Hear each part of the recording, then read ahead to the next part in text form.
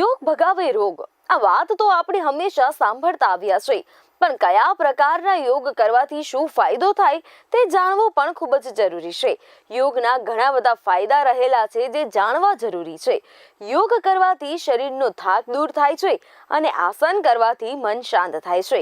યોગાસન દ્વારા પેટની ચયાપચયની ક્રિયા પણ મજબૂત બને છે. યોગ શબ્દના બે અર્થ થાય છે અને બંને મહત્વપૂર્ણ છે. પહેલો છે જોડ અને બીજો છે સમાધિ.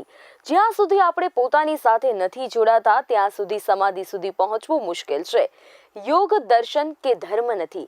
ગણિતથી થોડું વધુ છે. 2 માં 2 ઉમેરો તો 4 જ આવશે. આગમાં હાથ નાખવાથી હાથ બળશે જ, આ કોઈ વિશ્વાસ કરવાની વાત નથી. યોગ ધર્મ, આસ્થા અને અંધવિશ્વાસથી ઉપર છે. યોગ એક સરળ વિજ્ઞાન છે, પ્રાયોગિક વિજ્ઞાન છે. તો યોગ છે જીવન જીવવાની કળા. યોગ એક પૂર્ણ ચિકિત્સા પદ્ધતિ છે અને એક પૂર્ણ માર્ગ છે. ઓશો કહે છે કે ધર્મ એક એવું બંધન છે જે બધાને એક ખૂંટીએ બાંધે છે અને યોગ બધા પ્રકારના બંધનોથી મુક્તિનો માર્ગ બતાવે છે. ત્યારે મિત્રો, આજના ઓફબીટ કાર્યક્રમમાં હું ધ્વનિ આપને યોગ કરતા સમયે શું કાળજી રાખવી અને યોગના 2 પ્રકાર એટલે કે ફેસ યોગા અને પાવર યોગા વિશે આપને માહિતી આપીશું. યોગ કરતી વખતે ટાઈટ કપડાં ન પહેરવા જોઈએ. યોગ કરતા પહેલા એવો સમય પસંદ કરો જ્યારે તમે એકદમ ફ્રી હોવ. યોગ કરવા માટે સ્વચ્છ વાતાવરણ જરૂરી છે. સવારે ખાલી પેટે યોગ કરવામાં આવે તો તે ખૂબ જ ફાયદાકારક છે. યોગ કેન્દ્રિત કરતી વખતે ધ્યાન કેન્દ્રિત રાખો. યોગ કરતી વખતે થાક લાગતો હોય તો યોગ કરવાનું બંધ ન કરો. ધીમે ધીમે પ્રેક્ટિસ કરતા રહો. સ્ટેમિના બનવામાં સમય લાગી શકે છે. આસન કરતી વખતે તમારા મોં દ્વારા ક્યારેય શ્વાસ ના લો. યોગ પ્રશિક્ષક પાસેથી માહિતી લઈને યોગ આસન કરતી વખતે નિયમ અનુસાર શ્વાસ લો. બીજા સાથે તમારી સરખામણી ન કરો. ધીમે ધીમે પ્રેક્ટિસ કરતા રહો. જો કોઈ સમસ્યા હોય તો ત્વરિત જ ટ્રેનરને જણાવો અને યોગની સાથે પ્રાણાયામ અને ધ્યાન પણ કરો. તો મિત્રો, ચાલો હવે ફેસ યોગા વિશે આપને માહિતી પૂરી પાડીએ અને જણાવીએ આપને કે ફેસ યોગા કઈ રીતે કરવામાં આવે છે અને તેના ફાયદા શું છે. શારીરિક અંગોના યોગ વિશે તો તમે સાંભળ્યું હશે. તેવી જ રીતે ચહેરાનો પણ યોગ હોય છે. ચહેરાની વિશિષ્ટ માંસપેશીઓની મજબૂતી માટે ચહેરાનો યોગ કરવામાં આવે છે. ચહેરાની કરચલીઓ ઠીક કરવા માટે એક સારવાર ફેસ યોગને માની શકાય છે. ચહેરાની ચમક જાળવી રાખવા માટે ફેસ યોગ કરવામાં આવે છે. જીભ મુદ્રા. આ મુદ્રામાં પોતાની જીભને જેટલી લાંબી થઈ શકે તેટલી બહાર નીકાળો અને 25 થી 30 સેકન્ડ સુધી બહાર રાખો. તેનાથી આંખની નીચે થતા ડાર્ક સર્કલ્સથી આપને છુટકારો મળશે. આ ઉપરાંત આંખોથી નીચે પડતી કરચલીઓથી પણ આપને છુટકારો મળશે. માછલી મુદ્રા. આ મુદ્રામાં તમે હોઠ અને ગાલને અંદર તરફ ચૂસતા રહો. તેનાથી ચહેરાનો આકાર માછલી જેમ બનશે. તો થોડીક સેકન્ડ બાદ આમ કરીને છોડી દો. ઓછામાં ઓછા 3 વાર આ પ્રક્રિયા કરવાથી ચહેરાની માંસપેશીઓમાં સુધારો આવે છે. કોગળા કરવાની મુદ્રા. આ ઘણી સરળ પ્રક્રિયા છે. જે રીતે તમે મોઢામાં પાણી ભર્યા બાદ કોગળા કરો છો તેવી જ રીતે આપ આ યોગને કરી શકો છો. મોઢામાં હવા ભર્યા બાદ કોગળા કરતા હોઈએ તેમ મોઢાનું હલનચલન કરો. જેટલા સમય સુધી તમે આમ કરવા માટે સક્ષમ હોવ ત્યાં સુધી કરતા રહો. 2-3 વાર આ પ્રક્રિયા કરો. તેનાથી ગાલની વધારાની ચરબીથી છુટકારો મળશે. દાઢીને ઊંચી ઉઠાવવાની મુદ્રા.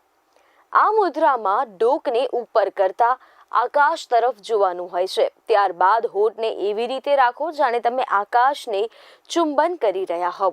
આ મુદ્રાને થોડાક સમય સુધી રહેવા દો. થોડીક સેકન્ડના અંતરાલ બાદ 2 થી 3 વાર મુદ્રાને આપા કરી શકો છો. તેનાથી ડોકની માંસપેશીઓમાં સુધારો જોવા મળશે. ધ્યાન મુદ્રા. ધ્યાન મુદ્રામાં આંખો બંધ કર્યા બાદ આઈબ્રોઝમાં ધ્યાન કરવાનો પ્રયાસ કરો. તો લગભગ 1 થી 2 મિનિટ સુધી તમે આમ કરી શકો છો. તો ત્યારબાદ ધીમે ધીમે આંખ ખોલવી જોઈએ અને આને આપ દિવસમાં 2-3 વાર કરી શકો છો. લાયન મુદ્રા. સૌથી શાનદાર મુદ્રામાંથી એક છે લાયન મુદ્રા.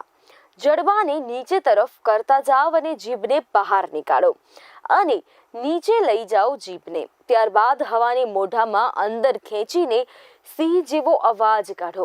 આ પ્રક્રિયાને દિવસમાં 5 વાર કરો. તેનાથી ચહેરાની માંસપેશીઓને લાંબી અને મજબૂત કરવામાં આપને મદદ મળી રહેશે. ફેસ યોગાની રીત: બંને હાથની આંગળીઓને હેરલાઇન અને આઈબ્રોઝની વચ્ચે સેટ કરો. આંગળીઓને હળવું દબાણ આપો અને કપાળ પર આપો. ગોળ બનાવતા હો તેમ આંગળીને ફેરવો. તજરની અને મધ્ય આંગળીનો ઉપયોગ આઈબ્રોના સૌથી અંદરના ખૂણા પર કરો. દબાણ આપતા આંગળીને થોડી વધુ ફેલાવતા આરામ કરવાની કોશિશ કરો. આ સમય દરમિયાન આંખો બંધ રાખો અને આરામ કરો. ગરદન માટે યોગ: આંખોની ત્વચાને ટાઈટ બનાવવા માટે આઈબ્રોના અંદરના ખૂણા પર વચ્ચેની બંને આંગળીઓને એક સાથે દબાવો. પછી તજરની વડે આઈબ્રોના બહારના ખૂણે દબાણ કરો. આ દરમિયાન આંખોની નીચેની ત્વચાને ઉપરની તરફ ઉઠાવવાનો પ્રયાસ કરો. આ સ્ટેપને ઓછામાં ઓછા 6 વખત કરવાનો પ્રયત્ન કરો. તો આ દરમિયાન તમારી આંખો બંધ રાખો અને હળવા મૂડમાં રહો. ગરદનની ત્વચાને આ રીતે ટાઈટ રાખી શકાય છે. ગરદન અને જોલાઇનની ત્વચાને ટાઈટ રાખવા માટે નિયમિત મસાજ કરો. જોલાઇનને ડાબી બાજુ ધીરે ધીરે લઈ જાઓ. ઉપરથી નીચે વાળો અને નીચેથી ઉપર લઈ જાઓ. જો લાઇન પર અંગૂઠાને રાખો અને તેને દબાણ આપતા કાન સુધી લઈ જાઓ. આ ફેસ યોગ નિયમિત કરવાથી સ્કિન ટાઇટ અને સ્કિન ટોન રહેશે. મિત્રો, આ તો ફેસ યોગા કયા કયા થઈ શકે છે તે વિશે આપને જણાવ્યું, પણ આ યોગ કરવાના ફાયદા પણ છે અને આ યોગ વિશે મિત્રો આપને આગળના કાર્યક્રમમાં વધુ જણાવીએ તો. ફેસ યોગના લાભ: ફેસ યોગ ચહેરાને એક આકાર પ્રદાન કરે છે જેનાથી સુંદરતામાં 4 ચાંદની લાગી જાય છે.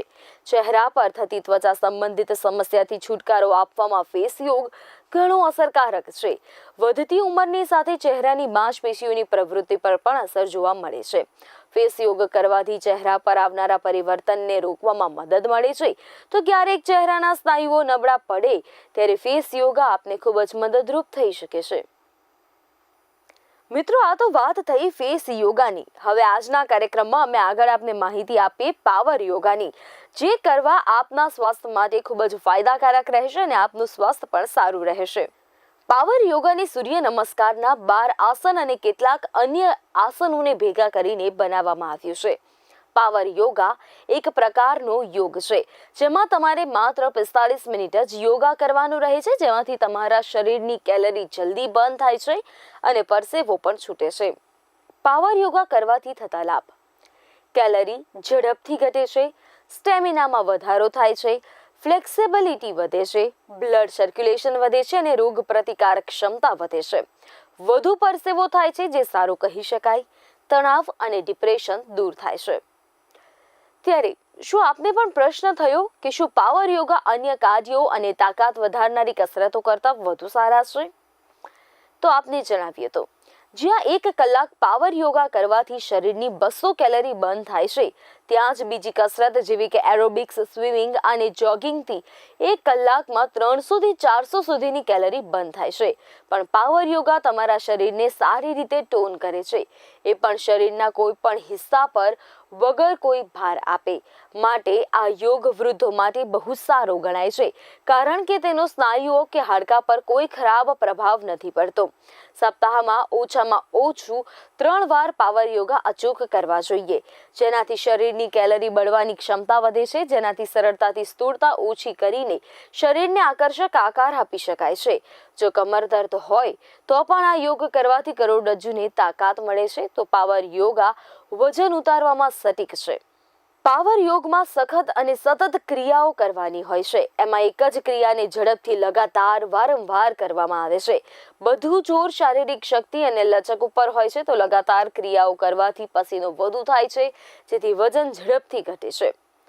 પાવર યોગા ઝડપથી ફાયદો મેળવવા માટે ખૂબ જ સારા માનવામાં આવે છે, પરંતુ પાવર યોગા જ્યાં સુધી કરવામાં આવે ત્યાં સુધી જ તેનો ફાયદો મળે છે. આ યોગ બંધ કર્યા પછી શરીરમાં શિથિલતા આવી શકે છે. આ કારણે પાવર યોગ કોઈ યોગના નિષ્ણાંત વ્યક્તિની સલાહ લઈને જ કરવા જોઈએ. ફિટનેસ પ્રેમી યુવતીઓ વજન ઉતારવા અને ફિટનેસ જાળવવા માટે પાવર યોગ કે હોટ યોગ કરવાનું પસંદ કરે છે.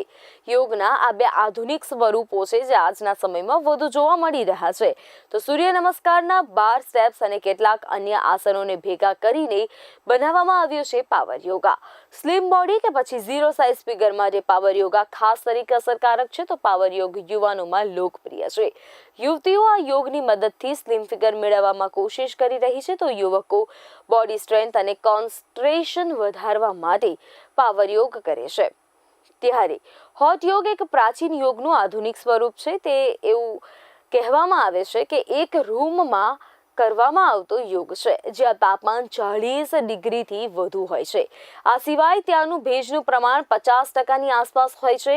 તો આનાથી ત્વચા સંબંધિત સમસ્યાઓ દૂર થાય છે.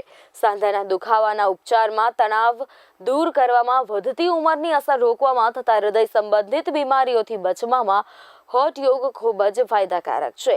પાવર યોગ કેટલાક કિસ્સાઓમાં પારંપરિક એક્સરસાઇઝથી બહેતર છે કારણ કે તેમાં કેટલાક કિસ્સામાં અલગ કસરતો જોવા મળે છે.